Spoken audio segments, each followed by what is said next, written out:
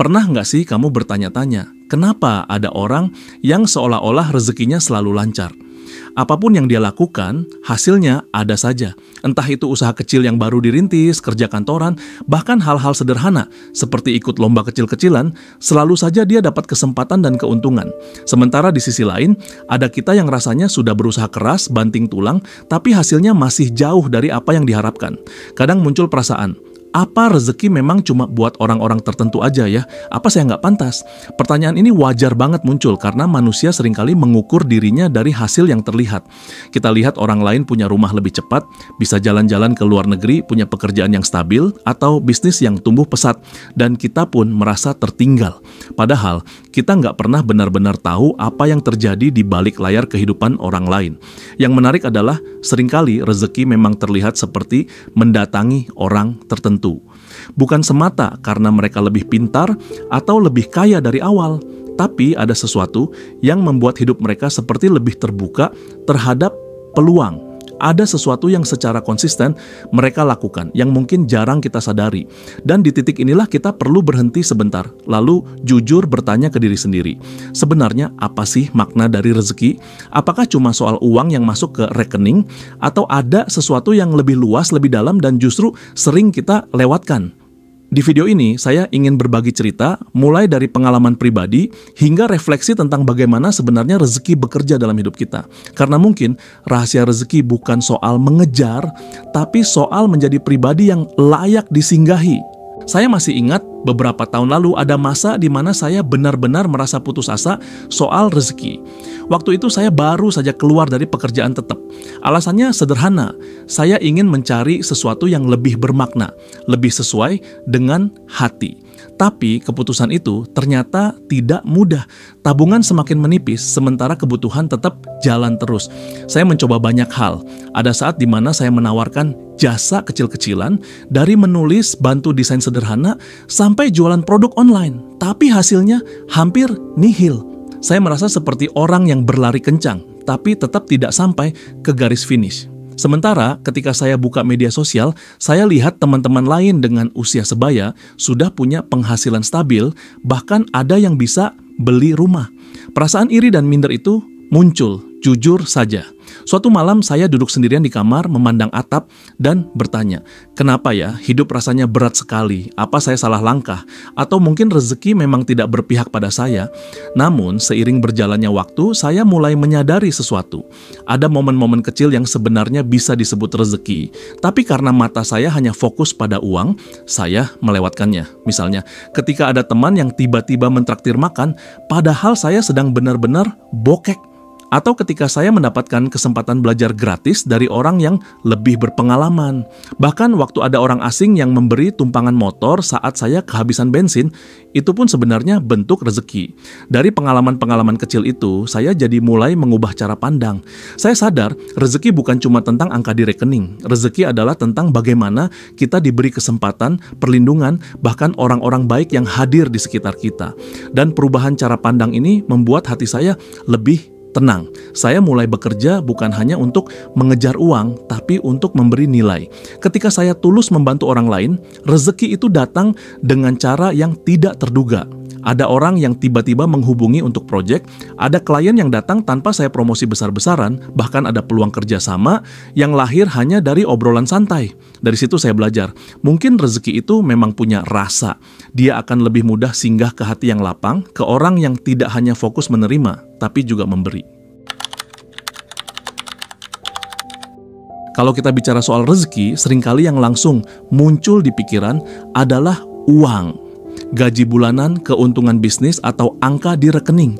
Padahal, kalau kita mau jujur, rezeki itu jauh lebih luas. Ia bukan sekadar angka, tapi juga kesempatan, kesehatan, relasi, bahkan ketenangan hati. Coba bayangkan, ada orang yang punya banyak uang, tapi setiap hari dipenuhi rasa takut, khawatir, bahkan tidak bisa tidur nyenyak. Sebaliknya, ada orang dengan penghasilan sederhana, tapi hidupnya tenang, keluarganya harmonis, dan setiap makan terasa nikmat. Siapa yang lebih kaya? Nah, rahasia kenapa rezeki terasa selalu singgah ke orang tertentu, seringkali bukan karena mereka lebih pintar atau lebih beruntung, tapi karena mereka punya pola pikir dan sikap hidup yang membuka jalan bagi rezeki itu. Ada 3 hal sederhana yang bisa kita lihat. Pertama, sikap syukur. Orang yang bersyukur bukan berarti dia pasrah atau berhenti berusaha, tapi dia mampu melihat apa yang sudah ada sebagai sesuatu yang berharga. Sikap ini membuat hati lebih lapang, pikiran lebih jernih, dan energi positif pun terpancar.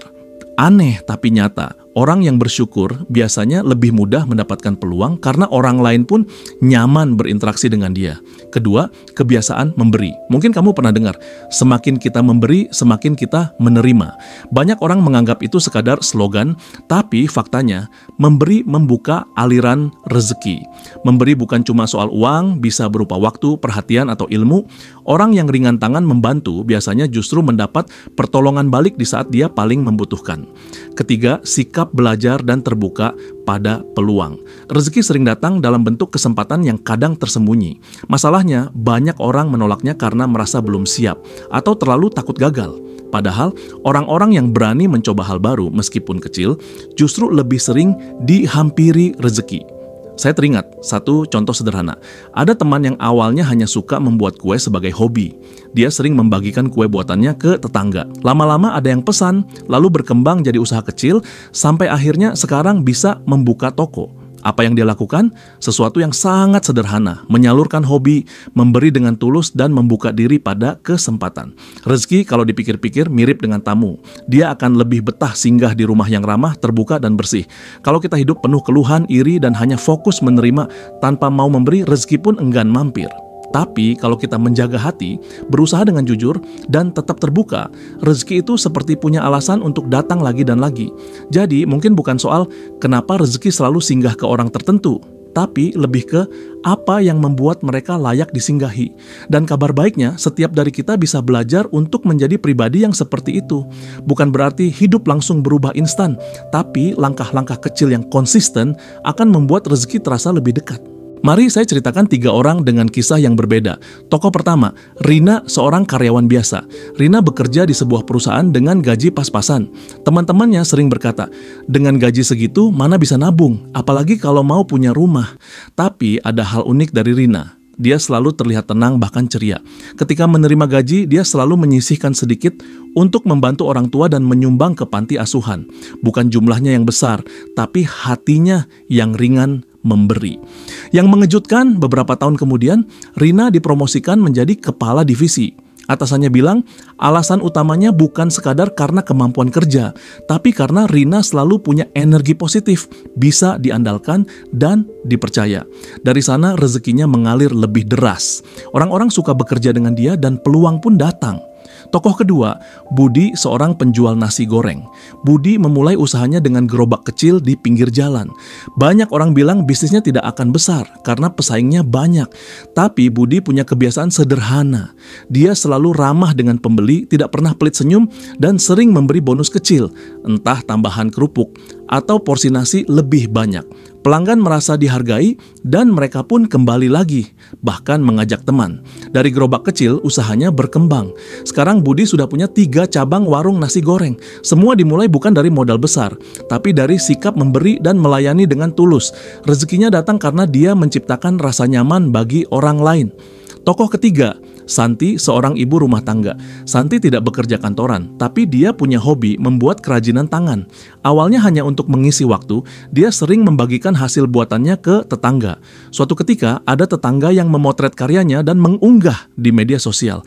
Ternyata banyak orang yang tertarik. Dari sana Santi mulai membuka pesanan, hingga kini menjadi sumber penghasilan tambahan untuk keluarganya. Rezeki datang ke Santi bukan karena dia mencari mati-matian, tapi karena dia menyalurkan passion, berbagi dengan orang lain, dan terbuka terhadap peluang yang muncul. Kalau kita lihat, 3 tokoh ini punya kesamaan. Mereka tidak menunggu rezeki jatuh dari langit. Mereka juga tidak selalu punya modal besar atau posisi tinggi, tapi mereka punya hati yang terbuka, sikap memberi, dan keberanian untuk melangkah. Rezeki itu seperti air yang mengalir. Dia akan mencari celah, dan celah itu seringkali ada pada orang-orang yang tidak menutup diri dengan keluhan, iri, atau rasa takut. Orang-orang seperti Rina, Budi, dan Santi membuka celah itu melalui sikap positif mereka, sehingga aliran rezeki lebih mudah menemukan jalannya. Mungkin inilah alasan kenapa kita sering melihat rezeki seakan-akan selalu singgah pada orang tertentu. Sebenarnya rahasianya ada pada cara mereka hidup, bagaimana mereka memperlakukan orang lain, bagaimana mereka bersyukur, dan bagaimana mereka berani melangkah. Dan kabar baiknya, sikap-sikap ini bisa kita tiru, tidak peduli latar belakang kita, pekerjaan kita, atau kondisi keuangan kita sekarang. Sekarang coba kita tarik napas dalam-dalam, lalu hembuskan perlahan. Kita berhenti sebentar dari hiruk-pikuk pikiran tentang uang, target, dan segala kecemasan soal masa depan. Saya ingin mengajak kamu merenung, kalau rezeki itu bukan hanya soal angka, tapi juga tentang rasa cukup, kesempatan, dan ketenangan. Sudahkah kita benar-benar menyadarinya? Coba tanyakan ke diri sendiri, apakah selama ini saya hanya fokus pada apa yang kurang, sampai lupa menghargai apa yang sudah ada? Apakah saya sudah berani membuka diri pada kesempatan baru, atau justru terlalu sering menutupnya dengan alasan takut gagal? Apakah saya sudah memberi ruang untuk bersyukur, meski dalam hal-hal kecil, seperti bisa makan hari ini atau bisa tertawa bersama orang terdekat? Dan yang paling penting, apakah saya sudah menjadi orang yang pantas untuk disinggahi rezeki? Kita sering berpikir, rezeki itu urusan takdir.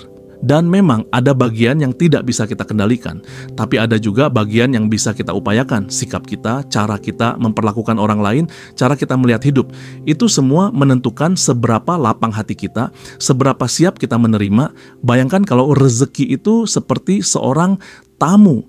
Dia akan mengetuk pintu rumah yang terlihat ramah, hangat, dan bersih. Pertanyaannya, bagaimana kondisi rumah hati kita hari ini? Apakah pintunya terbuka dengan senyum atau tertutup oleh keluhan dan rasa iri? Saya tidak mengajak kamu untuk berhenti mengejar impian.